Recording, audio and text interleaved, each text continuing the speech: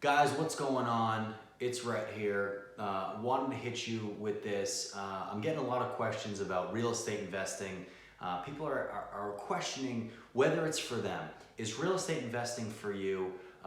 Is rental property income and passive income right for you?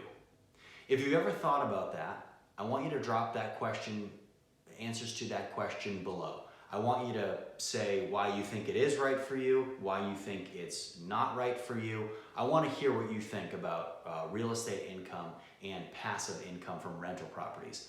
Drop it below. I want to hear your take on it, and if it's good for you or if it's bad for you, I want to hear it. Guys, real estate investing money and passive income money is a little different from, say, your job, okay? There's two kinds of ways to make, well, there's a ton of different ways to make money in real estate investing, but we're going to talk about two of them today. We're going to talk about making money through appreciation, okay, so building wealth through property appreciation, and building wealth through passive income, okay, on your way to financial freedom. Now, in discussing those two ways, it's important to understand what they are and what they mean. So, real estate appreciation value is basically, for example, say I own 5 properties, okay? I buy them each for $100,000, all right? Now, so I'm in for $500,000, okay? 10 years later, each one of those properties is worth $200,000. So I've doubled my money, okay? Great investment. And now I have $1 million worth of property, okay? Can I go to the store and say, hey, I own $1 million in property, I want all this stuff. I want that bracelet and that necklace, and I want that car, and I want all that food. No, you can't do that because your wealth is locked up. Your wealth is locked up in values. You have no liquidity. You don't actually have that $1 million, something that might be appraised for that, but you don't actually have that $1 million in cash in the bank, okay? That's appreciation. Okay, so now you could sell everything off and grab all that big chunk of money. Now you're going to get slammed with capital gains taxes unless you do what's called a 1031 real estate exchange, where you take that money and you move that all the profit from that into another real estate venture for equal or greater value. We're getting into something totally different there, but that's making money through appreciation in real estate. Okay, that's one way to make a lot of money and create generational wealth.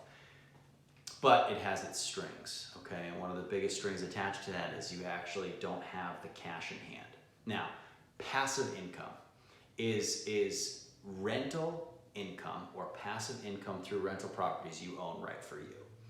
What is it? Well, basically what it is passive income is the net income that you will make after all expenses are paid on a rental property that you own, okay? So you have a rental property, for example, and it's giving you $1,000 a month, boom, boom, boom, boom, boom, but your mortgage is $400 a month or $500 a month, so you pay out the mortgage, so now say it's $500 a month, even numbers, so now you have $500 a month. Well, the property management company takes $100 a month, so you have $400 a month.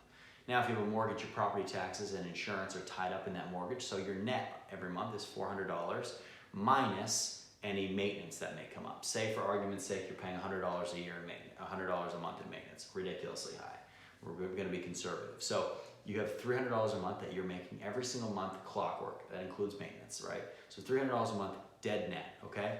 Boom, you're making it every single month, $300, $300, $300, right? So that's $3,600 a year in net profit.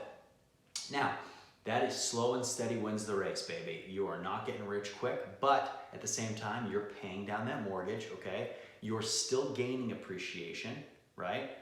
Gaining appreciation, you're paying down that mortgage, you're grabbing cash, you're living on that cash, okay? You're using that cash. Now, we do that again, we do that again, we do that again, we do that again, we do that again. Sometimes with passive income investments, and the difference between this model and the first model I mentioned is the first model, we are aimed at appreciation. This model, we're aimed at passive income, high yield returns, okay? So the difference is, in option 1, we're not getting a lot of rent, we're banking on that appreciation, just continue to go like this. In option number 2, where we're making $300 a month in passive income, we are banking on a high yield return over appreciation. So our appreciation might not look like this, it might look like this, but the yield for each property, this in example A, our return for rent is very like this, but our return in option B is like this. So, does that sound like something that you're interested in? Number one, this is not a get-rich-quick scheme. You know, regardless of what you might see on TikTok and on Instagram and people flashing money around and doing all this stuff and saying, yeah, you can buy 100 houses in a year. It's not possible. It's ridiculous. It's preposterous. Now, can you buy one house this year, or two houses, or three houses, or four houses, or five? Yeah, you can. We're going to do it right, but you can totally do it. It's totally attainable. But as long as you understand, A, it's not that easy, and B, understanding that you're not going to get rich right away. Now listen, you're going to get rich and you can get very wealthy doing this, but it's going to take a little bit of time. It's going to take a couple of years to get you there. So as long as you're okay with that, you have patience, dedication, perseverance, and you're good with, okay, $300. It doesn't sound like much money. I'm netting $300 a month. But then you just do it again. Now you're making $600 a month. Well, that's okay. It's pretty good. And then you do it again, then you're netting $900 a month. Okay, yeah, it's great. And then you do it again, you're $1,200 a month. Okay. And then you do it again, and you do it again, you do it again, you do it again. Now you have 10.